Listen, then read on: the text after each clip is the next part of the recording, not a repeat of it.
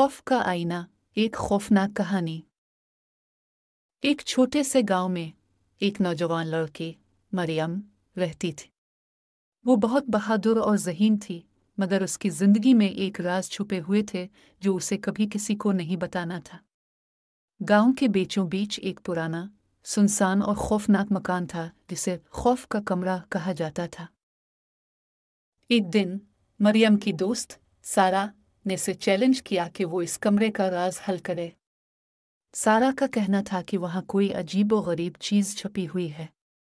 मरियम ने थोड़ी देर सोचा और फिर फैसला किया कि वो सारा को मायूस नहीं करेगी। वो दोनों रात को खौफ के कमरे की तरफ चल पड़े। कमरे में दाखिल होते ही दरवाज़ा खुद ब खुद बंद हो गया। मरियम ने सारा को बताया, हमें जल्दी निकलना चाहिए, कुछ बहुत अजीब लग रहा है। लेकिन सारा ने कहा, नहीं, कुछ होने वाला है, हमें अंदर जाना होगा। दोनों लड़कियां कमरे के अंदर बढ़ी। अचानक कमरे की रोशनी मध्यम पड़ने लगी और दरवाजे पर हल्की सी दस्तक हुई। मरियम के दिल की धड़कन तेज हो गई। इसने सारा से कहा, क्या तुमने ये सुना? हाँ, ये क्या था? सारा ने कांपते हुए पूछा। चलो अंदर देखते हैं, मरियम ने कहा और आगे बढ़ गई। जब वो कमरे के एक कोने में पहुंची, एक कीचक की आवाज आई, जैसे कोई चीज सरक रही हो।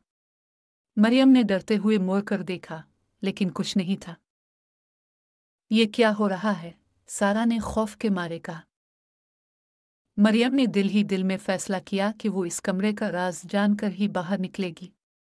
वो एक दराज की तरफ बढ़ी।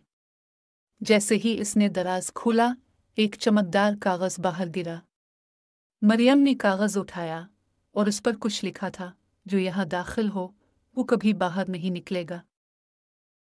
ये पढ़ते ही एक खौफनाक हंसी कमरे में गूंजने लगी।